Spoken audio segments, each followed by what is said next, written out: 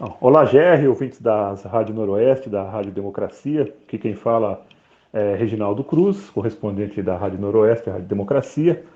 Eu conversei agora à tarde com o professor Márcio Postman, do Instituto de Economia da Unicamp, também do Centro de Estudos Sindicais e de Economia do Trabalho, né, do mesmo instituto.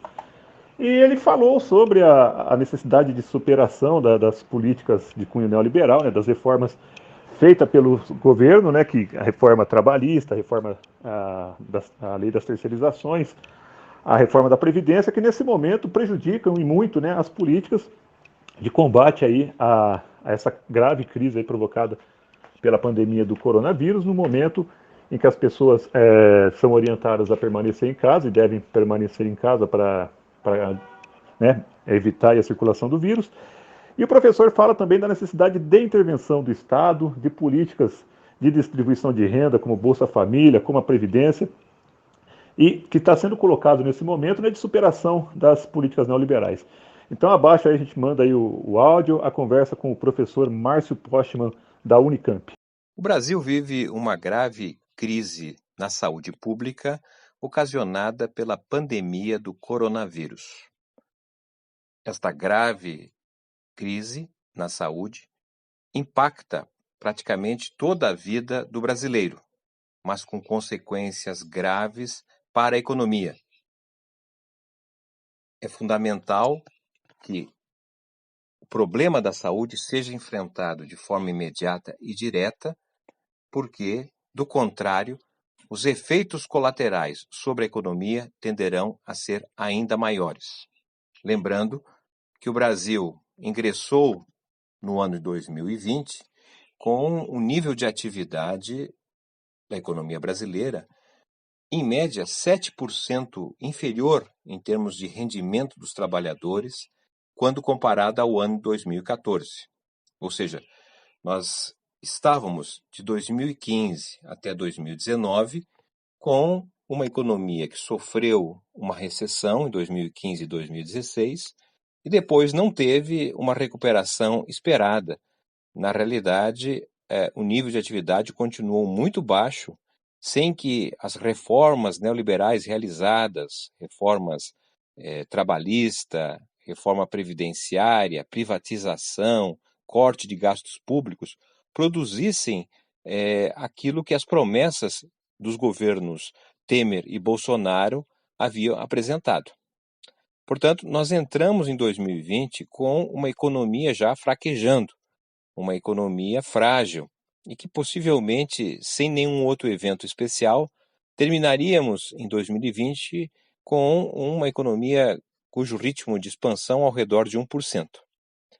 Além disso, é importante chamar atenção para as questões prévias à crise sanitária atual, associada ao fato que desde o início de janeiro deste ano, portanto, quase 3 meses foram possíveis acompanhar os efeitos, as consequências, as medidas tomadas em vários países, sobretudo na China, que é o país que enfrentou primeiro o problema do coronavírus. O que significa dizer que as autoridades brasileiras, no plano federal, estadual e municipal, já sabiam do que estava ocorrendo em vários países em relação a esta pandemia, né? Todavia, praticamente nenhuma ação foi tomada de forma efetiva. Isso fez com que nós entrássemos no problema da pandemia do coronavírus numa situação fragilizada já da economia e sem termos tomado as medidas que já eram possíveis em termos de enfrentamento do coronavírus.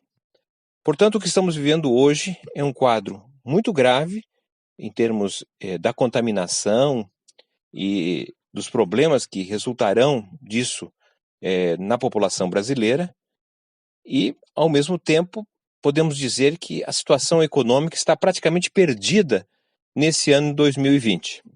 A perda econômica poderá ser maior ou menor dependendo das ações que somente o governo pode tomar, que são as chamadas ações anticíclicas, na medida em que compreendemos que estamos num ciclo, né, vicioso, um ciclo que trava a oferta de produtos, de bens e serviços, e ao mesmo tempo trava também a demanda, o consumo desses bens e serviços.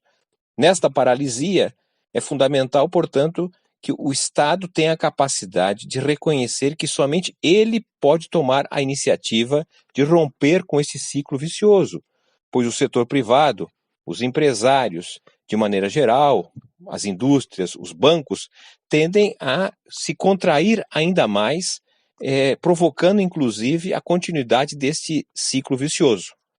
O Estado tem, de forma emergencial, duas possibilidades de atuar. De um lado, no que diz respeito à política monetária, ampliação do crédito, injeção de recursos, como em vários países já está ocorrendo, para que não inviabilize o ciclo do crédito, as dívidas deixem de serem pagas e leve a um problema mais grave no que diz respeito a bancos e empresas.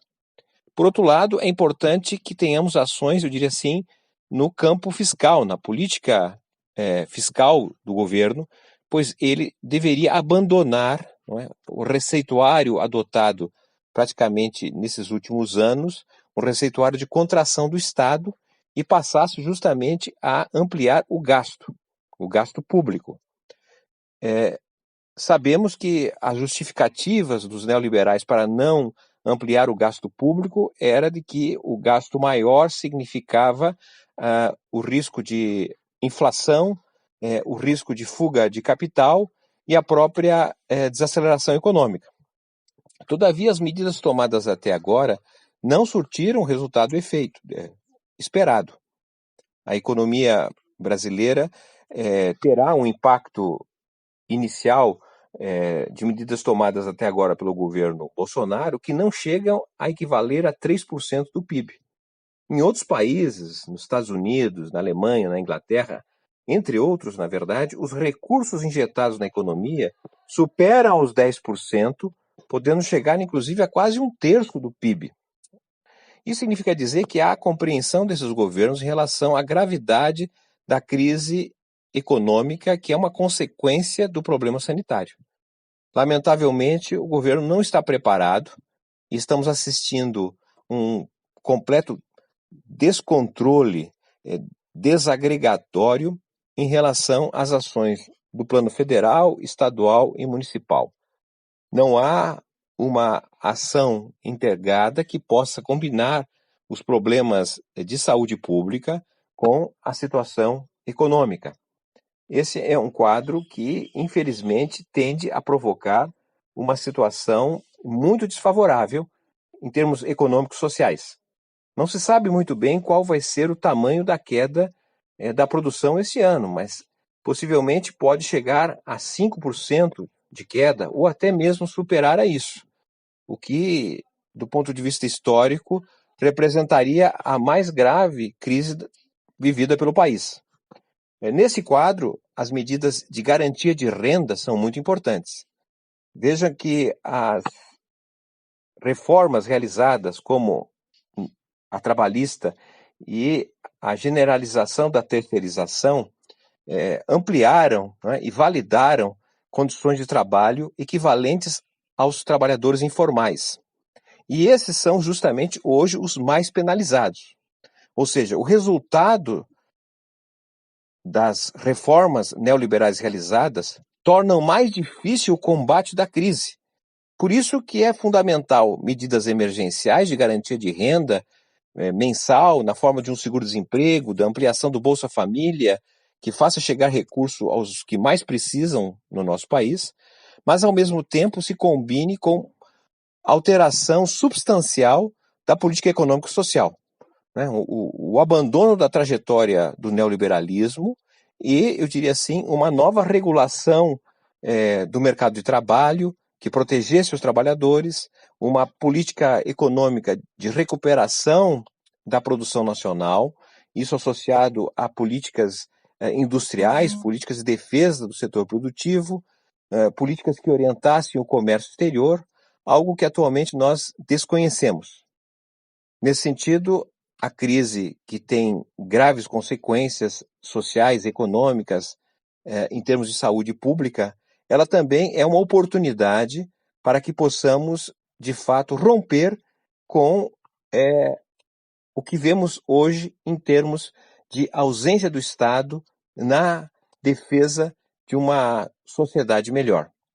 Uma parte dos neoliberais, inclusive, já abandonaram o receituário e estão defendendo uma reformulação do papel do Estado. Interessante saber se serão capazes de fazer a sua autocrítica em relação ao que defendiam no passado em termos de ação contrária ao Estado. Mas mais importante é, de certa maneira, construir uma nova maioria política que apontem para a possibilidade de recuperação do papel do Estado em novas bases, para constituir um projeto de nação amparado na solidariedade e na fraternidade, onde o orçamento público possa atender a todos os brasileiros, sem exceção.